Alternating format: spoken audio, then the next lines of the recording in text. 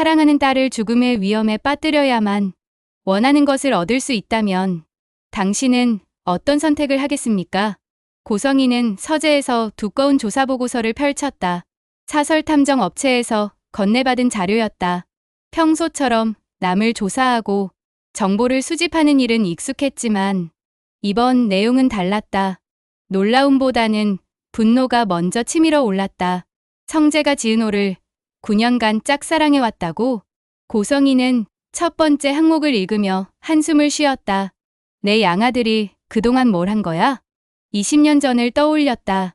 갓 태어난 지은호를 다른 집에 맡기고 자신은 호라비 박진석에게 시집갔던 그때 모든 게 계획적이었다. 예쁘고 젊었던 자신이 이혼 경력에 아들까지 있는 남자를 선택한 이유는 하나였다. 언젠가 박성재와 지은호를 만나게 해서 결혼시키겠다는 원대한 계획. 두 번째 항목을 읽자 혈압이 올랐다. 지은호가 과거 이지혁에게 고백했다가 차였다는 내용. 그리고 그 직후 이지혁이 재벌가 딸과 약혼했다가 파혼했다는 사실까지. 결국 돈 때문에 내 친딸을 차버렸다는 얘기네. 고성희의 손이 떨렸다. 그런 놈이 지금 와서 지은호 곁에서 맴돌고 있다니. 세 번째 항목이 가장 화가 났다. 현재 두 남자 모두 지은호 주변에 있으면서 미묘한 삼각관계를 이루고 있다는 분석이었다. 20년을 기다렸는데. 고성희는 보고서를 덮었다. 성재는 아직도 고백 한 번 못하고 이지혁이라는 방해꾼이 나타났고 가난한 미혼모였던 과거의 자신을 떠올렸다. 갓 태어난 지은호를 품에 안고 울면서 다짐했던 그날, 언젠가 부자가 되어서 내가 행복하게 살 수 있게 해줄게. 그 약속을 지키기 위해 20년간 박진석의 아내로 박성재의 양어머니로 살아왔다. 모든 게 지은호와 박성재를 위한 것이었다. 이제 마지막 단계인데 이지혁 때문에 모든 게 틀어지고 있어. 고성희는 이를 악물었다. 내가 직접 나서야겠어. 내 친딸과 양아들, 20년 동안 준비해온 이 계획을 누구도 방해할 수는 없어. 고성희는 이지혁의 인테리어 회사에 가짜 의뢰인으로 접근할 계획을 세웠다. 하지만 단순한 접근이 아니었다. 더 확실한 방법이 필요했다. 이지혁, 그 놈만 없으면 모든 게 해결돼. 고성희는 냉정하게 중얼거렸다. 그녀는 서랍 깊숙이에서 또 다른 휴대폰을 꺼냈다. 이 전화기는 특별한 용도로만 사용하는 것이었다. 전화가 연결됐다. 일거리가 있습니다. 어떤 종류입니까? 영구적인 해결이 필요한 건입니다. 이지혁이라는 남자를 완전히 정리해주세요. 전화 너머로 잠깐의 침묵이 흘렀다. 방법은? 덤프트럭 사고로 만드세요. 자연스럽게 보이도록. 장소와 시간은? 고성희는 잠깐 생각했다. 이지혁을 특정 장소로 유인해야 했다. 제가 이지혁을 강남역 근처로 부를 예정입니다. 정확한 시간과 장소는 나중에 알려드릴게요. 알겠습니다. 하지만 대가는, 돈은 걱정 마세요. 확실하게 처리만 해주면 됩니다. 전화를 끊은 후 고성희는 잠깐 망설였다. 사람을 죽인다는 것. 하지만 20년간의 계획을 위해서는 어쩔 수 없었다. 우리 은호를 위해서야. 이지혁 같은 놈과 엮이면 내 딸이 불행해져. 고성희는 자신을 합리화했다. 박성재와 결혼해야 평생 행복하게 살 수 있어. 하지만 마음 한구석에서는 불안함도 들었다. 정말 이 방법밖에 없는 걸까? 아니야. 이미 시작한 일이야. 고성희는 결심을 굳혔다. 이지혁이 사라지면 박성재가 은호에게 다가갈 기회가 생길 거야. 지은호는 카페 창가에 앉아 커피잔을 두 손으로 감쌌다. 따뜻함이 손끝으로 전해졌지만 마음속은 여전히 복잡했다. 몇 달 전에 그 기억이 자꾸만 떠올랐다. 당시 이지혁에게 고백했던 나를 생각하면 지금도 얼굴이 화끈거렸다. 용기를 낸 자신이 한심하게 느껴졌다. 선배, 저 선배를 좋아해요. 그때 이지혁의 표정은 차가웠다. 미안해, 지은호. 나는 그런 감정으로 널 본 적이 없어. 좋은 후배로만 생각해. 그 말이 가슴을 찔렀지만 더 충격적인 건 그 후였다. 불과 한 달 만에 이지혁이 재벌가 딸과 약혼 발표를 했다는 소식을 들었을 때 지은호는 모든 게 이해됐다. 결국 돈이었구나. 지은호는 그때 이지혁을 완전히 지워버리기로 마음먹었다. 하지만 운명은 잔인했다. 자꾸 이지혁과 일로 엮이고 이지혁이 카페에서 숙식을 하기 시작하면서는 예전보다 훨씬 더 마주치는 일이 많아졌다. 그냥 일로만 생각하자. 지은호는 스스로에게 다짐했다. 더 이상 그 사람에게 흔들리지 말자. 그런데 매일 마주치다 보니 그 다짐이 점점 흔들렸다. 이지혁은 여전히 후배를 챙기듯 친절했지만 가끔 자신을 바라보는 눈빛이 예전과 달라 보였다. 혹시 내가 착각하는 건 아닐까? 지은호는 자신의 마음을 의심했다. 다시는 상처받고 싶지 않아. 한편 이지혁은 사무실에서 혼자 머리를 감싸 안고 있었다. 지은호와 함께 일하기 시작한 후로 집중이 안 됐다. 처음에는 단순히 업무적인 관심이라고 생각했다. 하지만 시간이 지날수록 그게 아니라는 걸 알았다. 내가 지금 뭘 하고 있는 거지? 이지혁은 자책했다. 성재는 지은호를 그렇게 오래 좋아해 왔는데 박성재와는 중학생 때부터 친한 사이였다. 박성재가 지은호를 좋아한다는 것도 알고 있었다. 하지만 최근 들어 자신의 마음이 흔들리고 있다는 걸 부정할 수 없었다. 전엔 왜 그렇게 차갑게 거절했을까? 이지혁은 후회했다. 그땐 정말 후배로만 봤는데 지금은 그때 약혼했던 재벌가 딸과의 관계는 순전히 사업적인 것이었다. 하지만 결국 파혼하게 됐고 그 과정에서 많은 걸 잃었다. 지은호는 나를 어떻게 생각할까? 이지혁은 걱정됐다. 여전히 상처받은 마음을 품고 있을 텐데 박성재는 카페에서 지은호를 기다리며 초조해했다. 매일 같은 시간에 와서 커피를 마시며 그녀를 보는 게 일상이 됐지만 여전히 다가가지 못하고 있었다. 9년이다. 9년. 박성재는 한숨을 쉬었다. 언제까지 이럴 거야. 최근 들어 지은호가 이지혁과 함께 있는 모습을 자주 목격했다. 그럴 때마다 가슴이 답답했다. 지혁이는 은호 후배를 거절했잖아. 그런데 왜 지금 와서? 박성재는 혼란스러웠다. 한편 고성이는 이지혁의 인테리어 회사에 전화를 걸었다. 목소리 톤을 평소보다 한 옥타브 높여서 중년 부인처럼 연기했다. 안녕하세요, 대표님.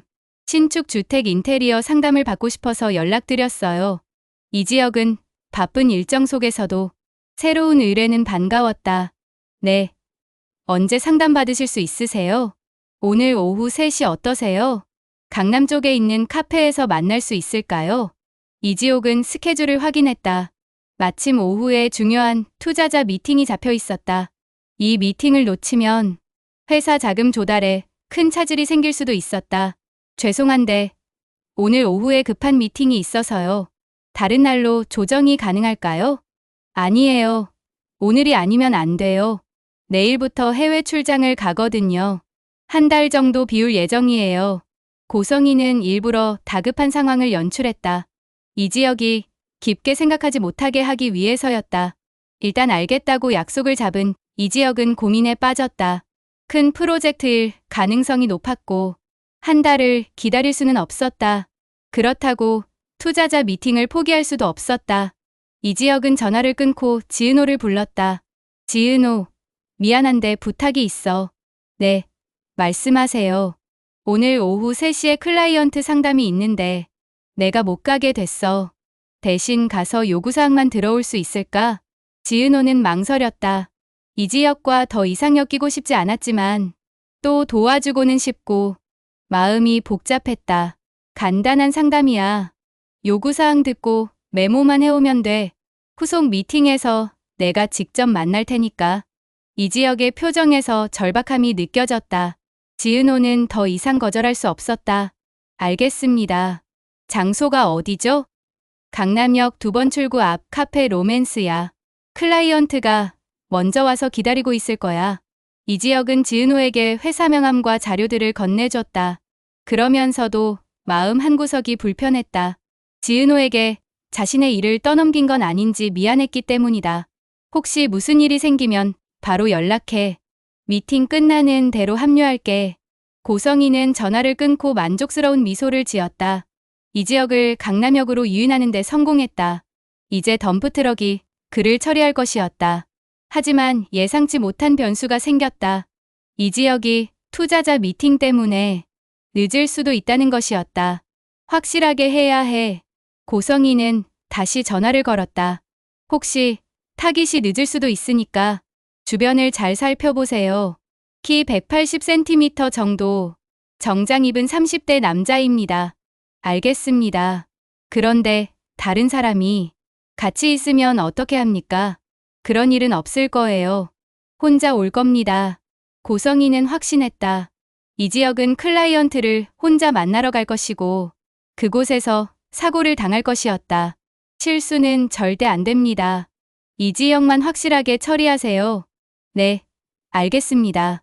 고성희는 마지막으로 현장을 확인하기 위해 강남역 근처로 향했다. 모든 것이 계획대로 진행되는지 직접 봐야 했다. 이제 끝이야.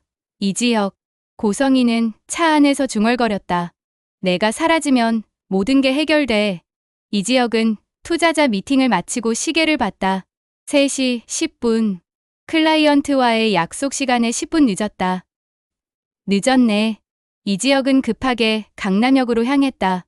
투자자 미팅은 예상보다 길어졌지만 결과는 좋았다. 하지만 지금은 클라이언트가 기다리고 있었다. 강남역 2번 출구에 도착한 이 지역은 주변을 둘러봤다. 카페 로맨스를 찾아야 했다. 어디 있지? 이 지역은 주변 상점들을 살펴봤지만 그런 이름의 카페는 보이지 않았다. 한편 고성희는 멀리서 이 지역이 나타나는 것을 확인했다. 나타났네. 고성희는 무전기를 집어들었다. 타깃 확인. 이 지역이 2번 출구에 나타났습니다. 확인했습니다. 곧 진행하겠습니다. 고성희는 망원경으로 이 지역을 지켜봤다. 그가 카페를 찾지 못해 헤매고 있는 모습이 보였다. 계획대로였다. 좋아. 길에 서 있어. 완벽한 타깃이야. 그런데 예상치 못한 일이 벌어졌다. 멀리서 지은호가 나타난 것이다. 뭐야? 지은호는 왜 여기 있어? 고성희는 당황했다. 지역 선배. 지은호가 이 지역을 불렀다. 이 지역은 지은호를 보고 깜짝 놀랐다. 지은호? 너 왜 여기 있어? 클라이언트는 벌써 만난 거야? 아니요. 오다가 할머니께서 쓰러져 계셔서 도와드리느라 조금 늦었어요. 근데 근처에 카페 로맨스라는 곳은 없던데요. 고성희는 패닉에 빠졌다. 지은호가 이 지역 옆에 있으면 안 됐다. 덤프트럭이 오면 둘 다 위험해질 수 있었다. 안 돼. 계획을 중단해. 고성희는 무전기로 외쳤다. 하지만 이미 늦었다. 거대한 덤프트럭이 신호를 무시하고 돌진해오고 있었다. 그 순간 또 다른 변수가 나타났다. 박성재였다. 그는 우연히 그 길을 지나다가 이 지역과 지은호를 발견했다. 지역이? 은호 후배. 박성재는 두 사람이 함께 있는 모습을 보고 반가운 마음에 한달음에 달려갔다. 바로 그때 덤프트럭의 경적 소리가 울렸다. 빵! 세 사람 모두 위험을 감지했다. 트럭은 이 지역을 향해 정확히 돌진하고 있었다. 고성희는 강남역 근처 빌딩 옥상에서 무전기를 통해 상황을 지켜보고 있었다. 계획대로라면 이 지역이 혼자 나와 있고 그를 처리하는 거였는데, 그러면 지은호는 자연스럽게 박성재와 이어지는 거였는데, 타깃 확인. 이 지역이 예정 위치에 있습니다. 무전기에서 부하의 목소리가 들렸다. 좋아. 계획대로 진행해. 하지만 무전기를 통해 들려오는 다음 보고는 예상과 달랐다. 잠깐. 변수 발생했습니다. 갑자기 3명이 다 타깃 장소에 있어요. 고성희는 망원경으로 아래를 내려다봤다. 이 지역과 함께 지은호, 그리고 박성재도 그 자리에 있는 것이었다. 뭐라고? 고성희의 목소리에 당황이 섞였다. 더 큰 문제는 따로 있었다. 덤프트럭이 예상보다 훨씬 빠른 속도로 달려오고 있었다. 속도를 줄이라고. 너무 빨라. 브레이크가 고장났습니다. 어떻게 하죠? 무전기 너머로 운전기사의 절규 섞인 목소리가 들렸다. 고성이는 얼굴이 창백해졌다. 이건 계획에 없던 일이었다. 이지혁만 제거하려는 게 목적이었는데 모든 작업 중단. 당장 멈춰. 하지만 이미 늦었다. 덤프트럭은 제어불능 상태로 횡단보도를 향해 돌진하고 있었고 지은호, 박성재, 이지혁 세 사람이 한 곳에 모여 있었다. 고성이는 무전기를 떨어뜨렸다. 손이 너무 떨려서 제대로 잡을 수가 없었다. 안 돼. 이럴 수는 없어. 그녀의 머릿속이 하얘졌다. 자신의 친딸 지은호가 위험에 처해 있었다. 바로 그때였다. 쾅! 하늘이 무너지는 듯한 충돌음이 울렸다. 깍! 주변 사람들의 비명소리가 터져 나왔다. 먼지와 연기가 자욱하게 피어올랐다. 덤프트럭은 가로수를 들이받으며 겨우 멈춰섰다. 고성이는 망원경을 떨어뜨리고 계단을 뛰어내려갔다. 은호야, 지은호. 현장은 아수라장이었다. 구급차와 경찰차 사이렌 소리가 사방에서 울려 퍼졌다. 고성이가 현장에 도착했을 때는 이미 구급차와 경찰차들이 몰려와 있었다. 사람들이 웅성거리며 사고 현장을 둘러싸고 있어서 정확한 상황을 파악하기 어려웠다. 누구야? 누가 다친 거야? 고성이는 떨리는 다리로 인파 사이를 헤쳐나갔다. 아스팔트 위에 붉은 혈흔이 선명하게 남아 있었다. 구급대원들이 누군가를 들것에 실어 구급차로 옮기고 있었지만 사람들에 가려서 정확히 누구인지 알 수 없었다. 고성이는 필사적으로 주변을 둘러봤다. 지은호는? 박성재는? 이지혁은? 혼란스러운 현장에서 세 사람의 모습을 찾으려 했지만 너무 많은 사람들이 몰려 있었다. 구경꾼들, 경찰들, 구급대원들. 그 사이에서 익숙한 얼굴을 찾기란 쉽지 않았다. 구급차가 사이렌을 울리며 출발했다. 고성이는 멍하니 구급차가 사라지는 모습을 바라봤다. 붕대로 감싸진 채 들것에 실려간 사람이 누구였는지 끝내 확인하지 못했다. 내가 무슨 짓을 한 거지? 자신이 설계한 계획 때문에 누군가 크게 다쳤다는 사실만은 분명했다. 하지만 그게 자신의 양아들인지 친딸인지 아니면 이지혁인지 알 수 없어서 더욱 괴로웠다. 그때 고성이의 휴대폰에 문자 알림음이 울리고 고성이는 떨리는 손으로 휴대폰을 꺼냈다. 그리고 받은 문자 메시지 하나를 발견했다. 당신의 계획은 처음부터 모든 게 들통났다. 이제 진짜 게임이 시작된다. 발신자는 알 수 없는 번호였다. 고성이는 문자를 읽으며 등골이 오싹해졌다. 누군가 자신을 지켜보고 있었다. 그리고 더 큰 음모가 진행되고 있었다. 내 잘못이 아니야. 누구도 예상할 수 없었던 일이야. 하지만 고성이는 알고 있었다. 이 모든 것이 자신의 잘못이라는 것을. 그런데 정말 그럴까? 누군가 자신의 계획을 미리 알고 있었다면 이 모든 상황이 또 다른 누군가의 계획일 수도 있었다. 고성이는 반대편 도로 끝에서 자신을 지켜보는 낯선 남자를 발견했다. 그 남자는 고성이와 눈이 마주치자 의미심장한 미소를 지으며 사라졌다. 누구지? 그 남자는 누구야? 고성이의 머릿속이 복잡해졌다. 자신이 조종자라고 생각했지만 사실은 누군가의 더 큰 계획에 노란하고 있었던 것일까? 이 사고로 고성이가 잃게 된 사람은 누구일까? 원래 타깃이었던 이지혁? 도구로 이용하려던 양아들 박성재? 아니면 자신이 그토록 바라던 친딸 지은호? 모든 답은 다음 이야기에서 밝혀질 것이다.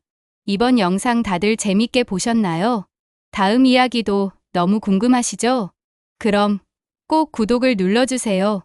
여러분의 구독과 좋아요는 이 영상을 만들고 더 좋은 이야기를 들려드리는데 큰 힘이 됩니다. 구독, 좋아요, 알림 설정까지 꼭 부탁드려요.